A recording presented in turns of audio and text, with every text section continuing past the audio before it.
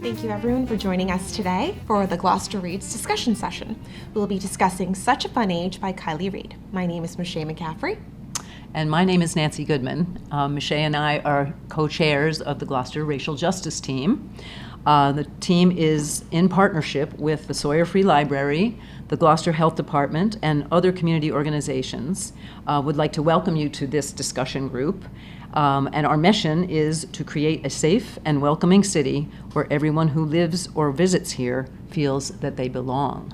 And then I just want to say, talking about race can be a challenging topic, and we are made this choice to read a book that's a novel, so it's a story, but that would touch people or give us a chance to reflect on our own experience and how we interact around race. So that's our basic motivation. We would like to thank Essential Partners and Gloucester Conversations for their help planning this discussion group. We also would like to thank the host, 1623, for inviting us here today and recording us so that others can virtually participate in a discussion session. The purpose of the discussion group is to allow people to reflect on their own experiences in response to Such a Fun Age and hear other people's responses. The overall plan, we're going to go around and introduce ourselves. We will agree to a few guidelines that will help our conversation go smoothly. We will respond to 2 questions, and then we will summarize the discussion and generate a question to ask Kiley Reid at our virtual authors talk on August 15th. Yes. So we have a poem written by a woman who is part of the Gloucester Racial Justice Team that Michelle and I are going to read aloud to you. So just, it's about, well, you'll hear. It's called Dialogue Intention. Go ahead. As I prepare to hear you, I prepare to see myself. I prepare to be still so that my thoughts won't drown out yours. I prepare to be centered so I can be here, now, and now, and now. I prepare to open my heart and feel you with compassion. I prepare to watch my reactions and inquire within. I prepare to tune to my body wisdom as your words strike me like lightning, and let it speak, lead and show me what words can't.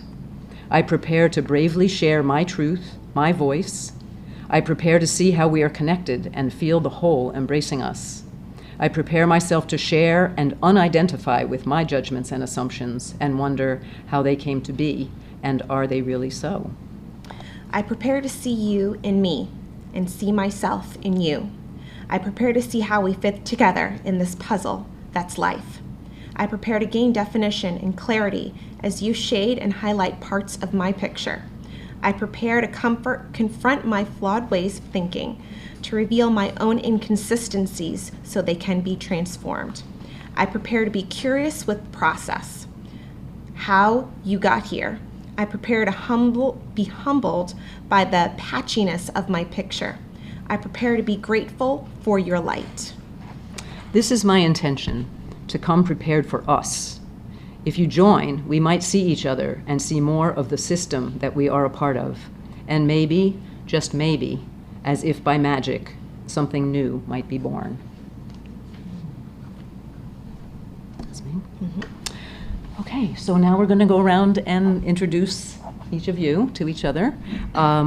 We call it a connecting question, and we're going to give you a moment to think about one thing you're doing these days that is giving you energy and life.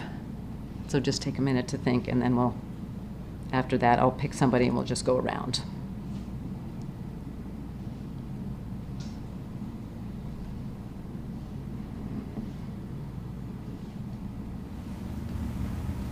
Ready? All right. So when it's your turn, please just say your name and answer in one breath. What's something that's giving you vitality and energy? Would you start? I'd love to. Rick Dowsett, and what really gives me energy and light is spending a good deal of time at Good Harbor Beach, toes in the sand and jumping in the water and just seeing lots of friendly faces. Steve Buckley, and what gives me energy and light is my new career and being able to connect, be creative and energetic, and collaborate with the community.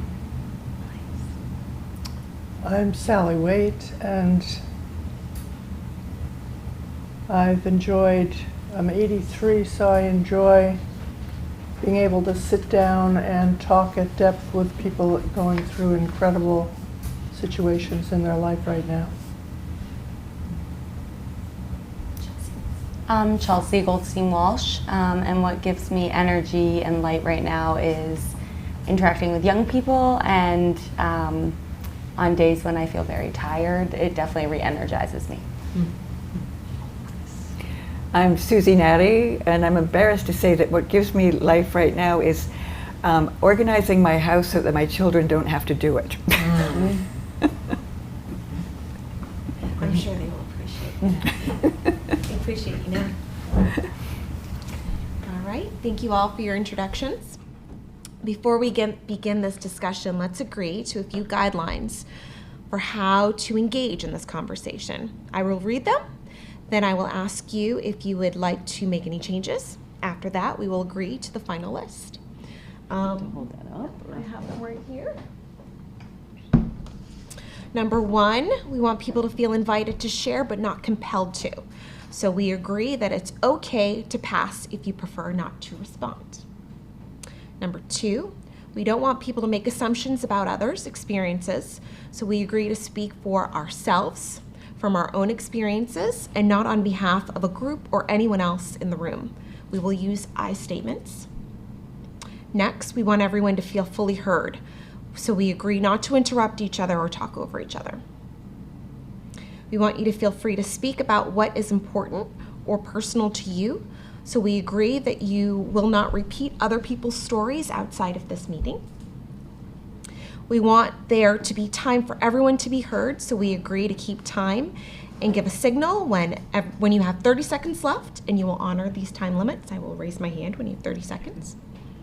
We want to keep the discussion focused on the book. If you haven't read the book, that's not a problem. We want to welcome you here. We also ask that you mostly listen and observe. During the open discussion at the end, we will allow time for questions and curiosity, and we will raise them then. And then last, if you do not feel comfortable with these agreements, we're going to ask you not to participate in the discussion group. Does anyone want to make any changes? Nope. Would you please raise your hand if you agreed to the Swear on the book. No. All right. Thank you. Okay, now we're ready to get into the heart of the conversation. I want to just put a little underscore under, let's see, we want people to feel free to speak about what is important or personal.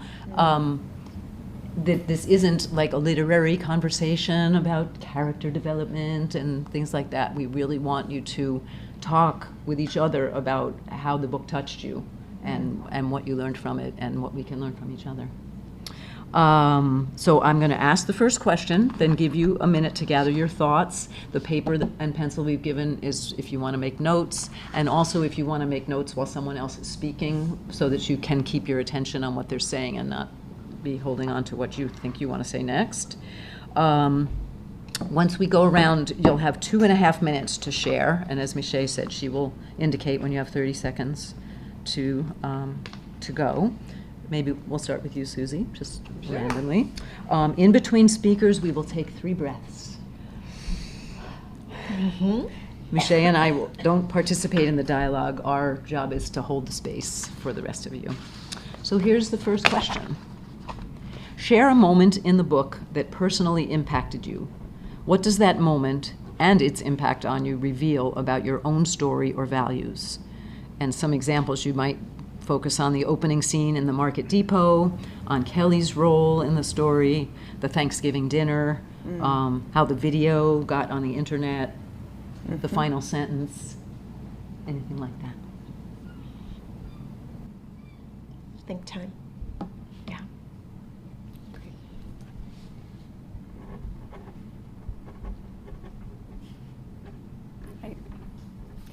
Oh, one second. Sorry.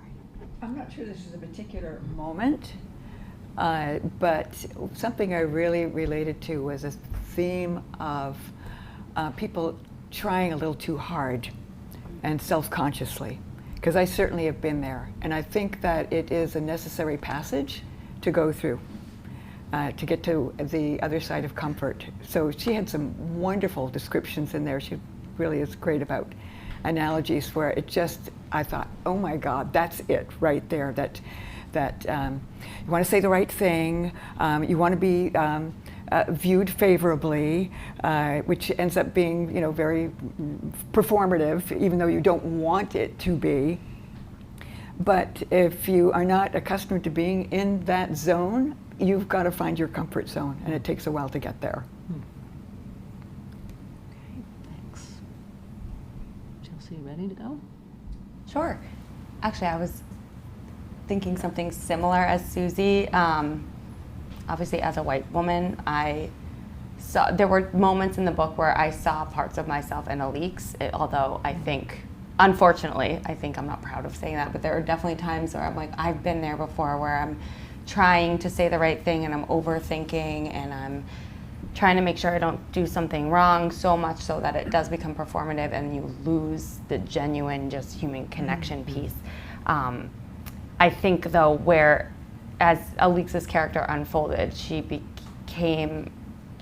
went way, way too far down that path into the self-serving side. And I think the moment for me was when she chose to go into Amira's email and access the video. Like that was very clear cut of like, that was a turning point where it was like, who is this person? Like, she's becoming a monster. And so, but it was helpful throughout the book to witness her character development, and as the layers peeled off, it was just interesting that my opinion of her changed for the worse as the book unfolded. But again, I also did see parts of myself in that like desire to not say something wrong. And so it was helpful for me to reflect on my own experiences of like, that can be taken too far, and that sometimes turns into a negative thing. Thank you. Sally, you feel ready? Not really. Okay. You want to pass You for can now? pass. Okay, right. I will. I'll be back. Mine, I guess, was a reoccurring moment, and I'm thinking of Amira's character in the book, and I kept seeing this to me seems as though it's a journey. It's a 20-something, and they're just figuring out, they're not quite sure she's not quite sure what she wants to do with her life. And people are looking at it as more than that, in the sense that they're either overcompensating or projecting, or versus just looking at her as a young adult who hasn't quite figured out exactly, she really loves, connecting with Briar, and yet she's figuring out what a lot of us, probably all of us, went through in their 20s, is figuring out where you want to go, and that seemed to get sometimes overshadowed over and over. This is just a 20-something trying to figure that, and people seem to introduce other aspects into that. So that just seemed to be a reoccurring moment that really resonated with me. Can you be clearer or more specific about how? Like, was there a time like that in your life, or? I mean, I wouldn't say, because obviously the characters are different in terms of, I guess I was thinking more in terms of this not seeing the individual for who they were as a person really stuck with me. I don't know, kind of right away, and just we're doing more. People in the characters in the book were do you need help? No, I just give me space. When the first incident happened, and not seeing, offering, and I guess as it relates to my own life and just in general, sometimes you offer the solutions versus just listening is really the solution sometimes, and that person can figure it out. And to me, sorry. No, this is your 30 seconds. All right. You've got a little more time. But that person really just, as a person, maybe needing to just figure it out or just go through the emotion of that moment, and not everyone trying to solve her problems or tell you what they think. So that was really powerful for me. Thank you. I think for me, a little bit of what everyone has said, but especially Steve, no offense. But like that opening scene So sorry. where there was fairly innocuous behavior happening in the store. It was late at night, but everyone seemed to be appropriate for the role that they were in, but the roles that they were in overlapped, unfortunately. The security guard probably thought he was doing a good thing, and I got to check this out. But then there was questioning back, and then it escalates the person.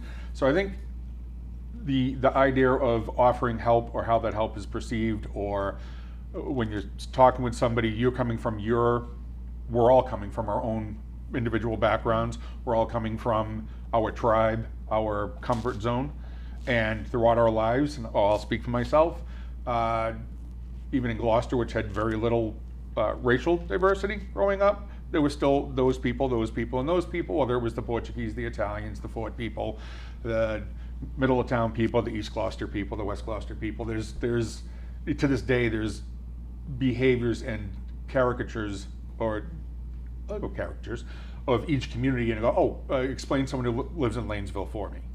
And most people would do that, and it would probably be pretty similar. Explain someone who lives in East Gloucester. Explain to me somebody who lives on Eastern Point. And locally, we have that, and this book is a great example of stripping that away, I believe, and just getting to know people for who they are, and pull back on stereotypes we've been had infused. Particularly now with social media and so much more interaction with everybody, the melting pot is. I'm going to totally mess this up. The heat has turned up in the melting pot. There's a lot. It's happening a lot faster, and there's a lot more societal change and a lot more to get used to. It's even over the past 10 years. It's like, what? It's a shock, not a shock. It is a shock. Like if I just woke up from 1972. I don't know if I would, if someone could handle it. Or I asked my son and people his age, go back and watch Love Boat, go back and watch the Jeffersons. And just, that's the culture we were in, and now happy we're evolved to the culture that we're in now. Hopefully I covered the bases. Yep, you did. Thank you. Thank you, everyone, for engaging in that question. Now let's move on to the second prompt. Several characters either face dilemmas in the story, but somehow struggle or fall short. Pick one of those situations and speak about the way it connects to your own dilemmas or struggles to do the right thing when it comes to the issues of race and class. I was thinking about what you shared, Steve, in the last question around people projecting their own ideas of what someone might, or what someone should do, or how someone should be. And thinking a lot about how various characters in the book, including Amira's own friends, projected their ideas of like what constitutes a worthwhile career onto her. And I think, in true efforts to maybe want to help, and we're trying to help, but we're really just, again, like assuming or making assumptions about what Amira needs or what would be better for her. And, whether that was sharing job postings multiple times a day or telling her, oh, babysitting's not a real career, like you deserve something better. And not truly asking Amira what she wanted and what she was looking for. And as a reader, what she wanted was a stable job, full-time job with benefits that would help her build up her savings and feel financially secure, and a job that treated her with respect and that she enjoyed. And so it was hard because you could see that struggle of her really enjoying spending time with Briar and really enjoying that, and also wanting to get paid a fair wage and have benefits, but then also having to deal with these messages coming from her boyfriend and her employer and her employer's friends and her own friends around, like, you know, you should do this or I'll help you get, you know, climb the career ladder. And that stuck with me, about sometimes what is well-intentioned isn't always well received. That intent doesn't equal impact. And so really the importance of listening and not trying to solve someone's problems for them. Still 30 seconds. You want to keep going? I'm done. Okay. How would you think that kind of settles in? Was that a racial thing or a class thing? Do you think it ties into those two? I'm thinking of it more as a class thing, but I think you can't, I mean, there's so much intersectionality, it's difficult to separate the two. I was thinking it through a class lens, but I also think there's definitely a racial component to that as well, particularly around being a person of color and being hired by a white family to help them in their home. Like, that's a huge component of the book as well. All right, thank you.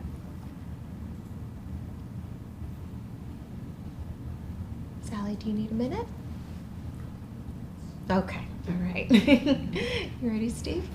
Sure. I mean, obviously there were a lot of examples in the book. Some of the obvious ones to me were Alix, and both with race and class, and being somewhat, I don't know if it's apologetic, but trying to pretend or hide the wealth, and you know, be something else.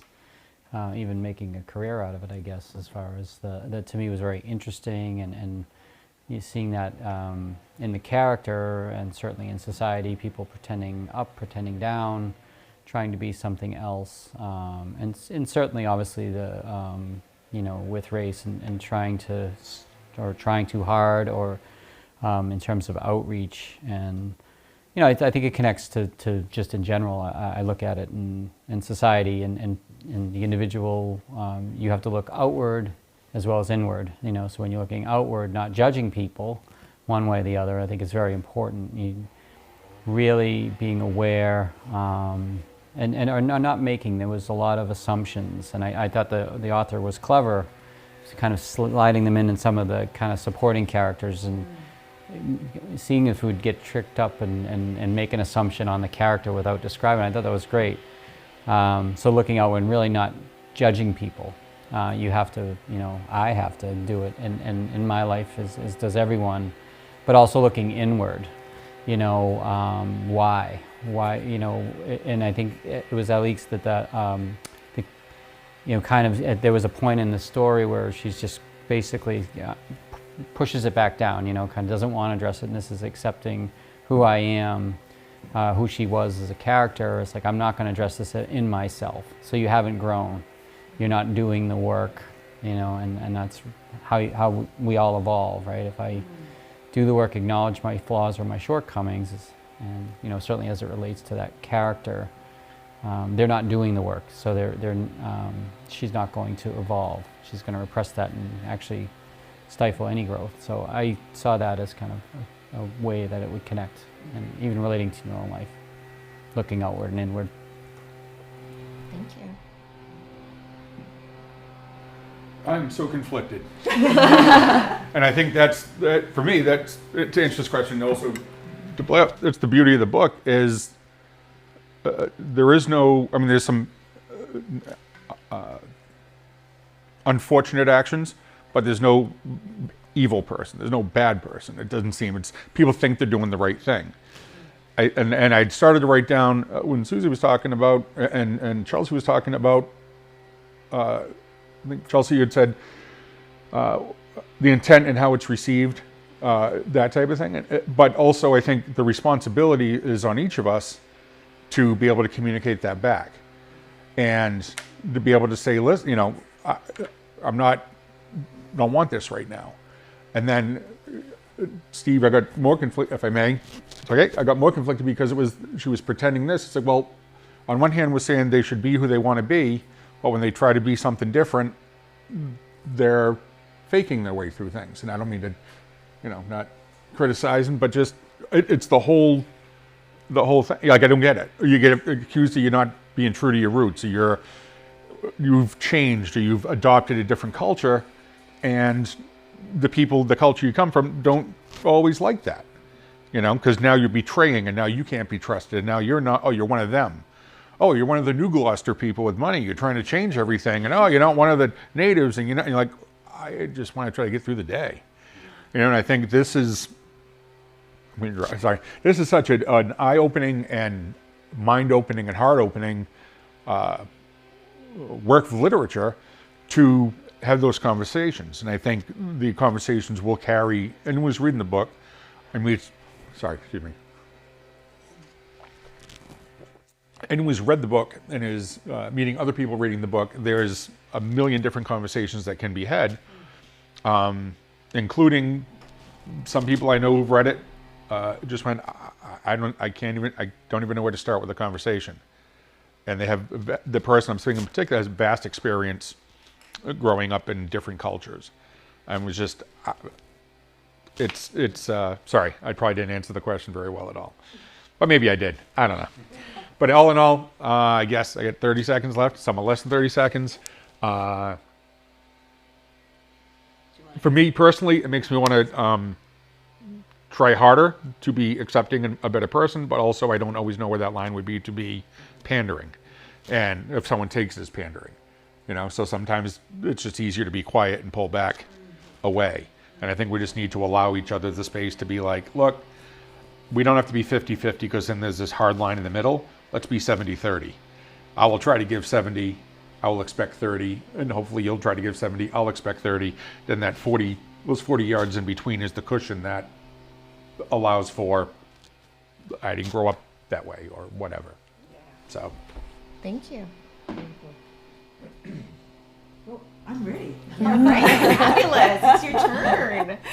Well, I find that I just can't get past wanting to talk about Briar, because she's just such a captivating character, and part of what makes her so special, and I'm thinking that's what the title of the book comes from, is such a fun age, because, I mean, nobody else is having fun at their age except for Briar, that she's just utterly genuine, and she hasn't picked up those layers that we all get, without even understanding that we're being shaped by everything around us, and then we have to do a sort of I have to do a reverse process of discovery, saying, oh, I just experienced an emotion about this. Let me pause for a minute and figure out what that is.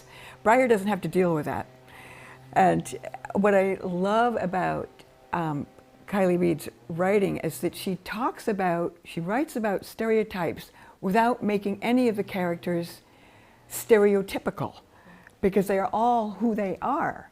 And they're all complicated, and until Alex, you know, sends off the video, I actually spent a lot of time, I took my time on reading the first 60% of the book, because I was loving the characters so much and understanding their complications, and that they were all trying.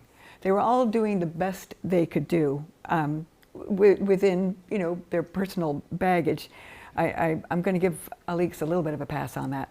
And then Alex sends the videotape, and the book completely changed for me at that point, and became, I had to read so fast because I didn't want to know the ending, and I did want to know the ending, and it was like reading a thriller at that point. I could not put it down. And at that point, it became almost a different kind of book for me. It became a more standard sort of plot-driven, you know, somebody's going to get it kind of book. But that first 60%, I was so caught up in seeing their personhood, and I think it comes back to seeing the person first, as you were just saying, and getting past all the labels. That's, yeah. Thank you. Sally, would you like to come back? Sure. What sticks with me is simply this young black woman who's 25, and where's she going to go in her life? That struggle. The others didn't really move me that much, I've got to say. I found everybody's friends got me confused. I couldn't remember which friend was which. Except the one who was falling down all the time, that was clearer than others. But just her quandary, and how someone making $35 an hour could even think about what would she do for that money. I mean, where do you go from here? So I just thought that was a fascinating image to have, and I appreciated it because it's been a long time since I was 25. Anyway, that's my answer.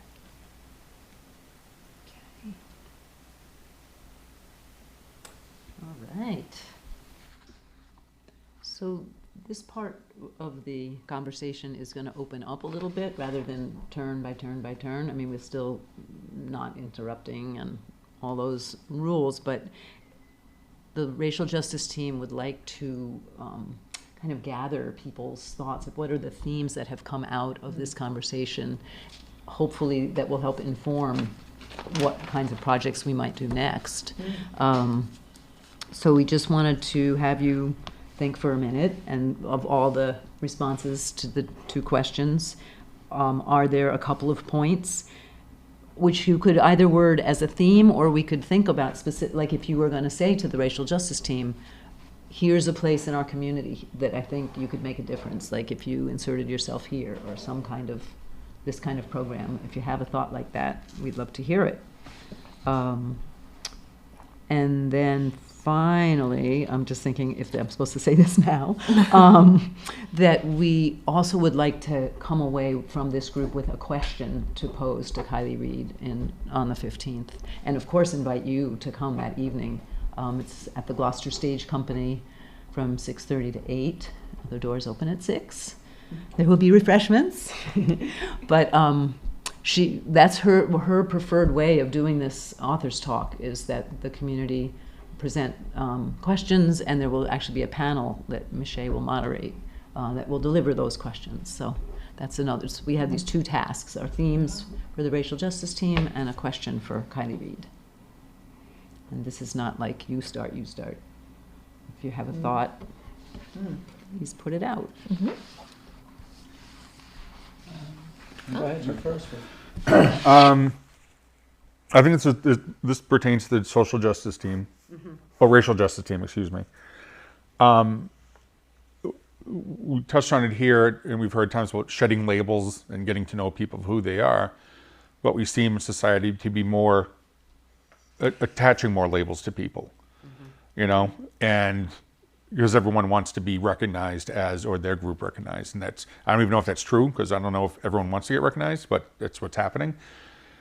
So that's the crux of a conflict of how do we, where would shedding labels and more labels being, and not any individual, but just like Red Sox are having India Pride and Irish Pride Night and African American, it's just, there's so many different, and it's not bad, but you know, they probably won't get around to Portuguese or French Canadian, so I'm out, you know? But the idea is just like, are we undermining our own efforts by leading every night on the news with this was racial, or not, when we're not doing it? It's a different conversation, different time maybe. So I think just how to get people over that hump, that it's not threatening, and that people, I don't want to see people on a side, but people who are having a harder time accepting and stepping forward with progress and society, how to make it not, it's not, no one's taking anything away, nobody's taking your place, nobody's gonna make this less.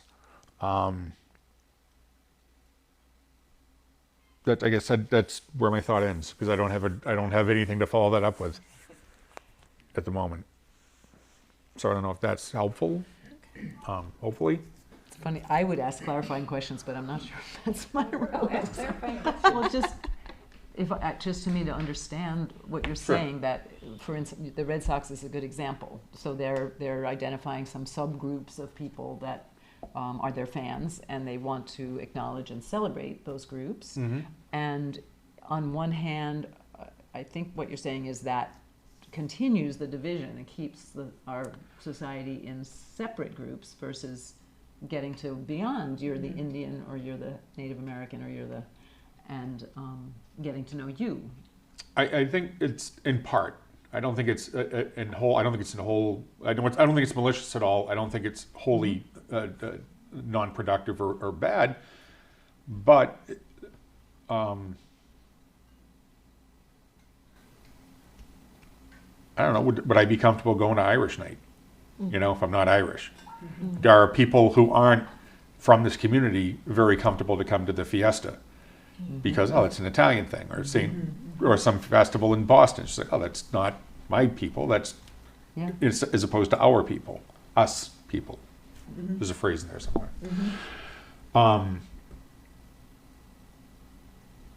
Yeah, too many thoughts are bouncing around right now. I don't think I can be more helpful than that. Steve?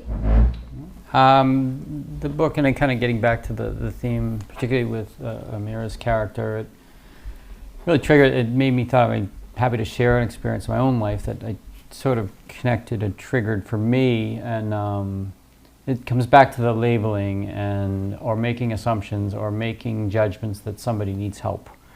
And for me, it was an example. I worked in healthcare for most of my career, and left the facility after almost a decade, and developed very close relationships with all the staff. And in this particular setting, the largest group of workers were the CNAs, and most of them were Haitian American, and many of them I considered friends, and we just had a real strong bond. You're always out on the floors, and you're getting to know these coworkers that you become friends with. So the point of the story is when I was leaving to take another position, they decided to throw me a party.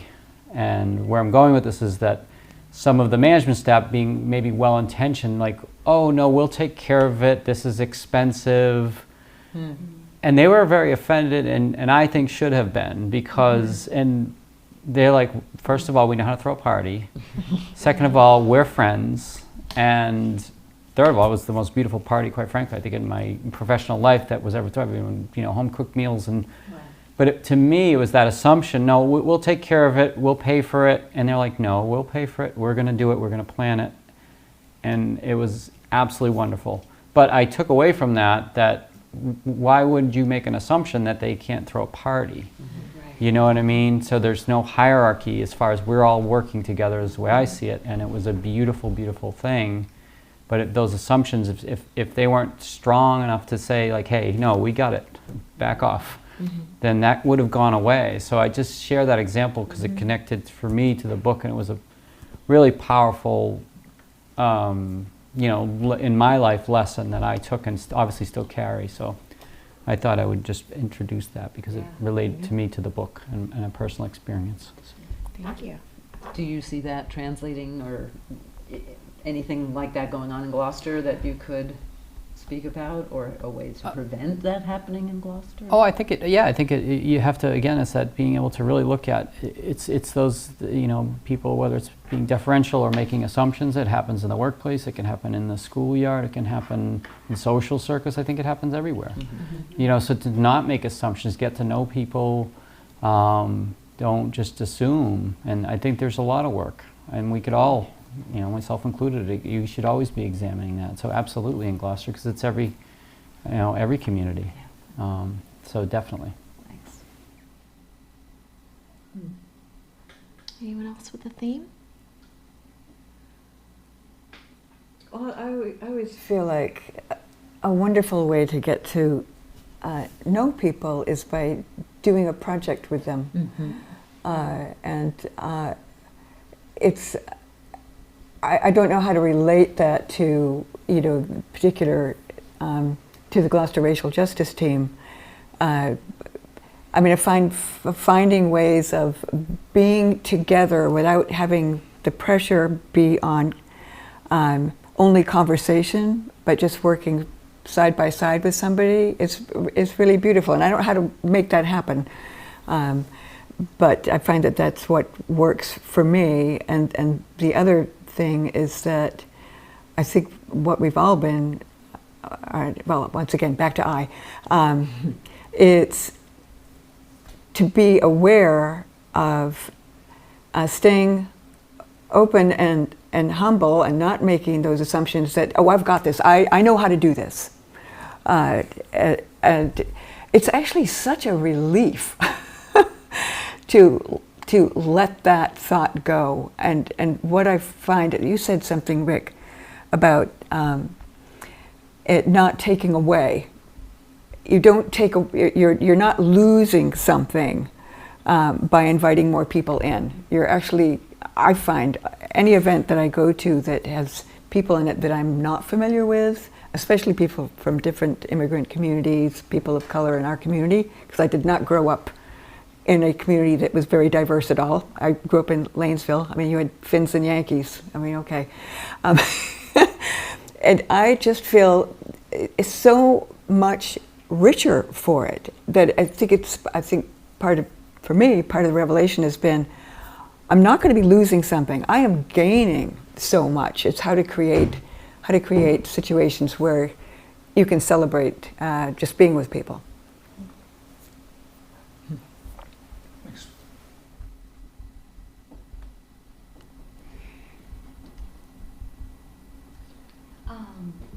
Sally just wrote What? Oh, maybe so. Yeah.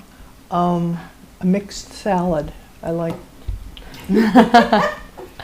That's what I come up with listening to you, Susie, and thanks for all you said.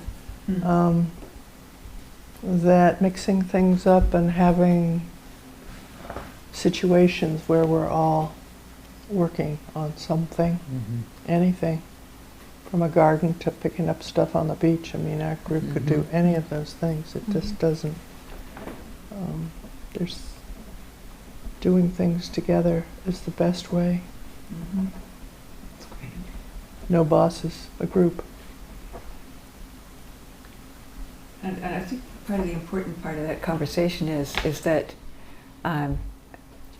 everybody has to be involved in coming up with the idea. It can't be, Yes. we've got this great idea, let me invite you people in so that we can facilitate You're this right, when you're right. when you have expressed no interest in this previously or that we know of. I mean, how to generate those conversations so it's not an Yes. imposition.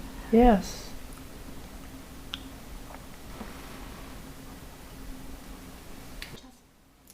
I'm writing these ideas down.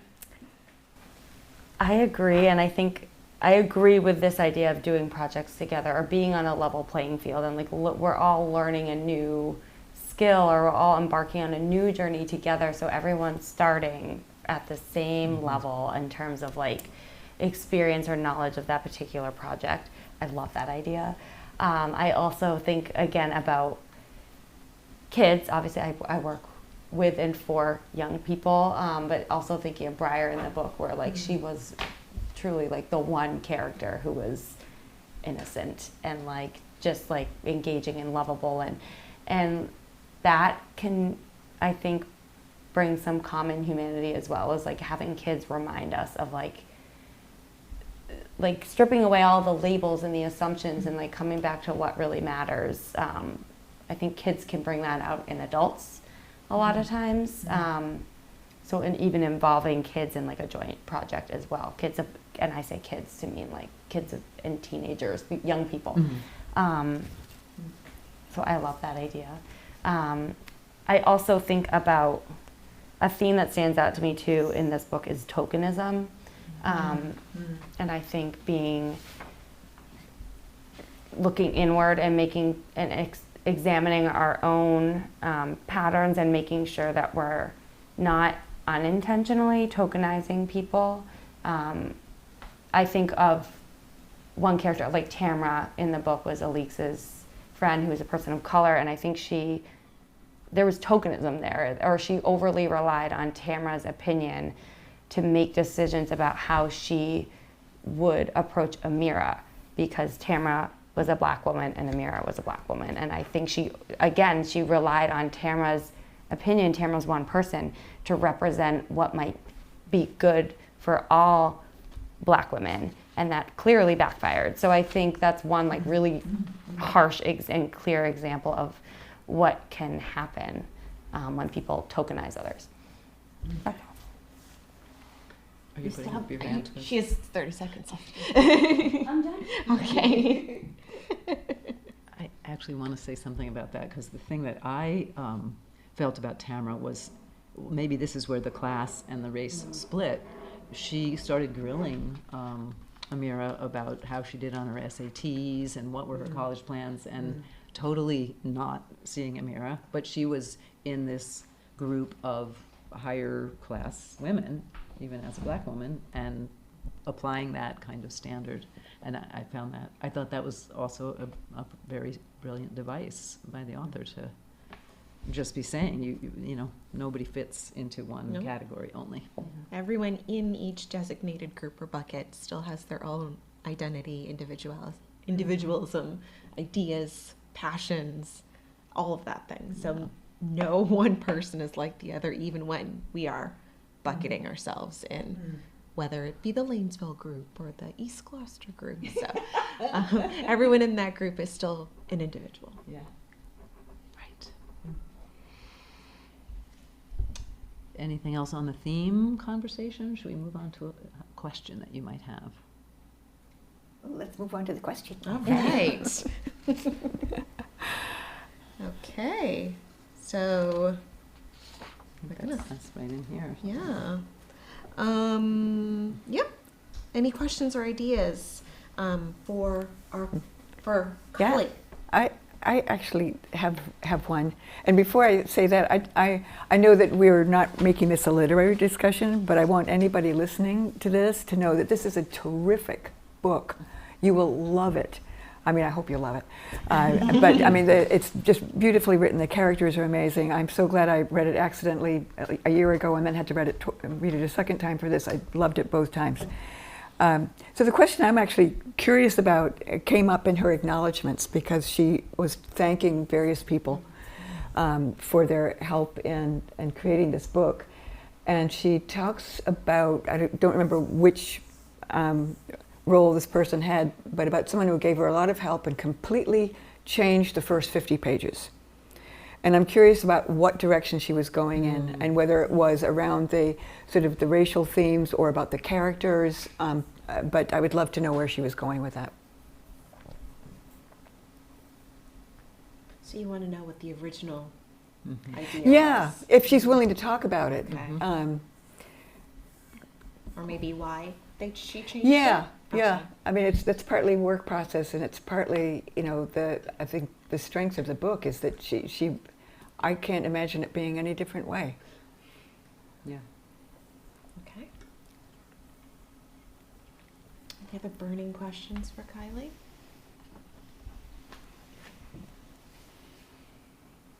Well, actually, I have another one. Go ahead. I'm curious about whether she thought about the plot first, or whether there was a character who came up first. Okay.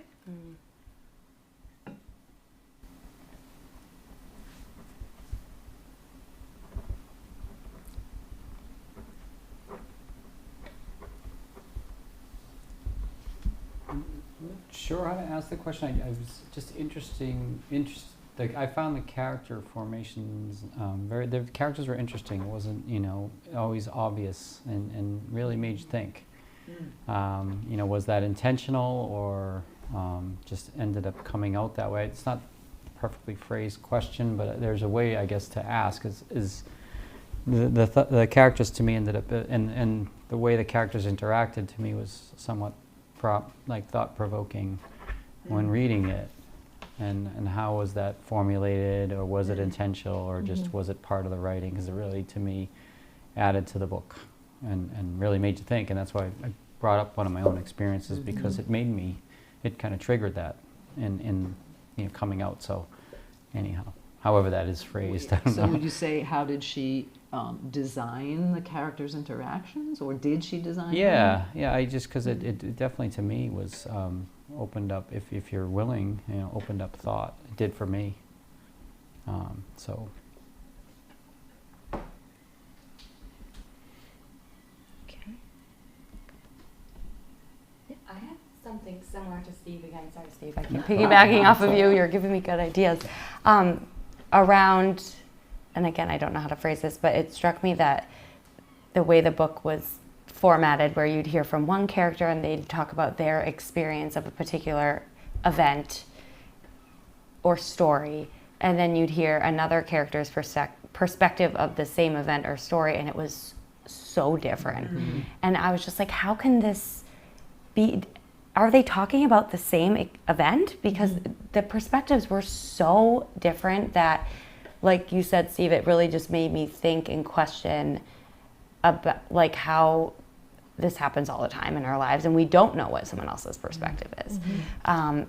So I guess I don't have a question. I don't know how to phrase that into a question, but it was something that really stood out for me throughout the book, that you'd form an opinion of a character based on their experience, and then you'd hear another perspective and have a completely, your opinion or my own opinion would shift greatly.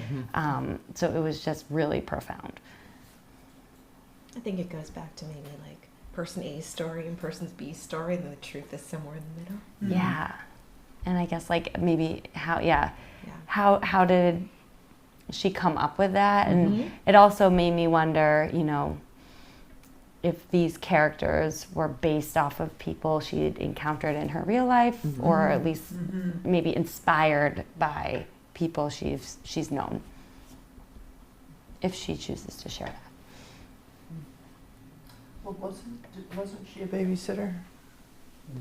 See, there's that piece. So I'm sure that a lot of these people are connected to her life in ways that she,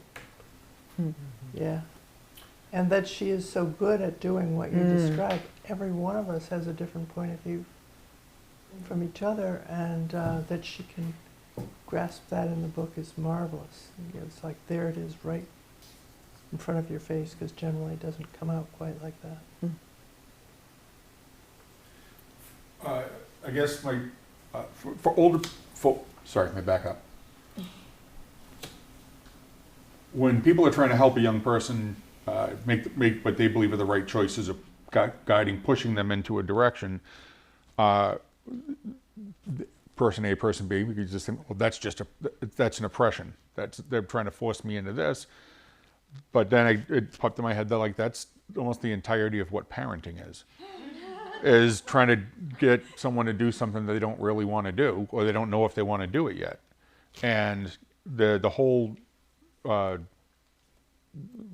being of helping somebody else is putting them in some place where they're not comfortable, or pushing them toward a direction. So it's just that gray area that is going to come to. Then I think that's where there's the conflict.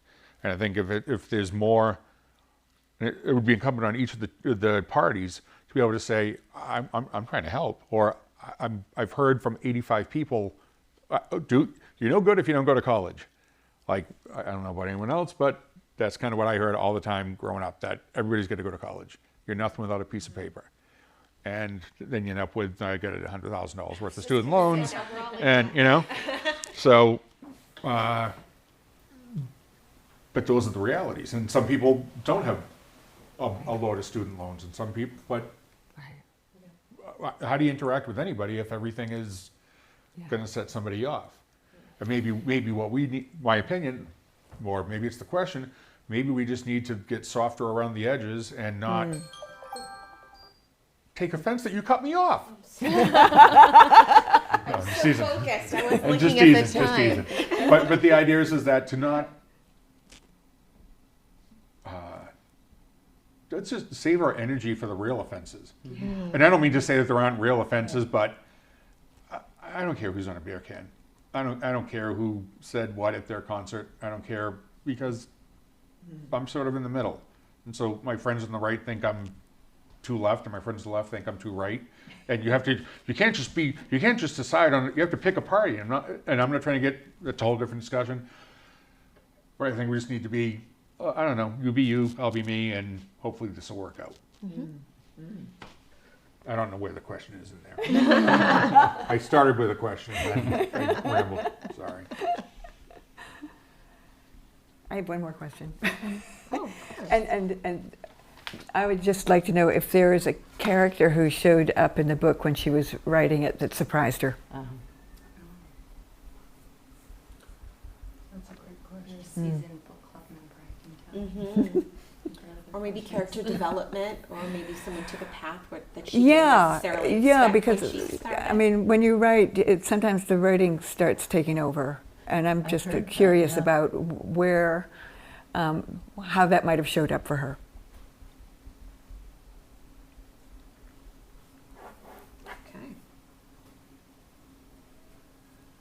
Okay. I guess I have a question. Yeah. How would Kiley Reid, I don't know, this would be too, maybe if there was a national audience watching us, and saw all the book group discussions we're having, is there something that invalidates, I don't want to say invalidates, is that the right word? Invalidate? Yeah. Does it invalidate because we're mostly a bunch of white people, mostly, sitting around throughout our entire thing. So we might be able to get, okay, you got the first 10% off the layer, but there's still 90% to the core that we know nothing about. And so are we, to me, it feels like we're diving pretty deep in this conversation, and I would imagine that in some other venue or some other audience around us or participants, they go, what are you talking about? From my very small experiences. So I don't know if that's, so the question to Kiley Reid would be,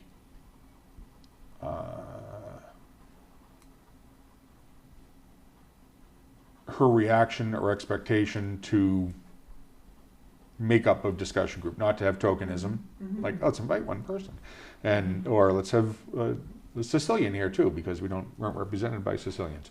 Or maybe we were, I don't know that. We can cut that out if I'm wrong, I'm probably wrong. But just the idea that,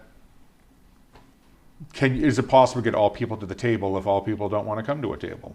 You know, I don't want to be part of that because that's not about me, that's not about, and so I just going back to thinking about working with kids, if you drag somebody to a program, they're going to fight and I got to get out of here. And if you make the program attractive and you go, hey, it's over here. Well, what is it? Or, hey, you know what? I'm doing this thing on Saturday. Maybe you could come by and give me a hand. And then I think if we kind of employ techniques like that, I'm not on the question anymore. What am I talking about? I'm sorry. I was saying techniques like that, just to it's here. And one of the most eye-opening things for me is Rabbi Barth invited me to Seder. My wife and I thought it was a big thing, like everyone in the temple was going into his house. So I'm like, hey, are you going? And they're like, no. Well, I said, oh, I got invited. What? And so I went and I was like, oh, this is very different than what I thought. Because I don't know what it is. But it was such a beautiful experience. And I felt really honored that he would ask. Yeah. You know, the temple's across the street from the Y, and we got to know each other. But it was a nice, I would say, interweaving people into experiences. Yeah. So I think maybe just... Yeah. I mean, that's almost, I don't know, the other side. When you were talking before about people in their like groups, it seems like one of the solutions is to get people to meet each other in their difference and appreciate. It's also meeting people as an individual, I think, is a big difference from having these ideas about a group. Yeah. Absolutely. Yeah. All right, good luck. Thank you. That's good. My mind it's jumbling. Well, that's the thing. We want people to start thinking differently about certain things, especially when you have a lot of different perspectives to kind of noodle on. And that just one other thing you said that I wanted to enhance or expand on is, yes, Gloucester is a hugely high percentage of white people, And so there are some people who are like, why would there even be a racial justice team in Gloucester? And what I have been saying, and I'd be interested to hear your response too, is it's for us to do that work in ourselves, as it seems like you all are doing, in sort of reflecting on how this book touched you, to see, because we've just been steeped in ideas of race since the beginning, and it's going to take a while to get that out, root that out.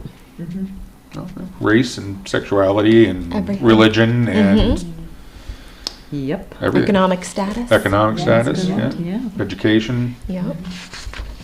It goes deep, but we definitely think that this was a great way to tell an amazing story and start to unpeel some of those layers and make people say, oh, I never thought about it that way, or I never thought someone else would think about it that way. And I think one of the things that I'm hearing from a lot of you are the assumptions. For me, being on the Gloucester Racial Justice team, I don't want people to make assumptions about me, because most of the time when they do, they're wrong. Like, I would like to present to you the version of me. That's me, not the version you think I am. Yeah. So that's my goal. Yes. Very good. I was looking for the QR code. Oh, I have it. So we have an online evaluation of this experience, and the way to access is to put this on your phone's camera. Do you know how to use the QR code? And please give us feedback about how you found the discussion, and anything else that's asked from you there. Right. But are you asking us, or are you asking The TV audience. I'm asking you. We're asking you. Okay. We're all done. We're wrapped up. Wow. Yes. Great. Thank you so much for coming and participating and giving your opinion and being Yes. really vulnerable So and sharing candid. personal stories. We appreciate it. Thank you.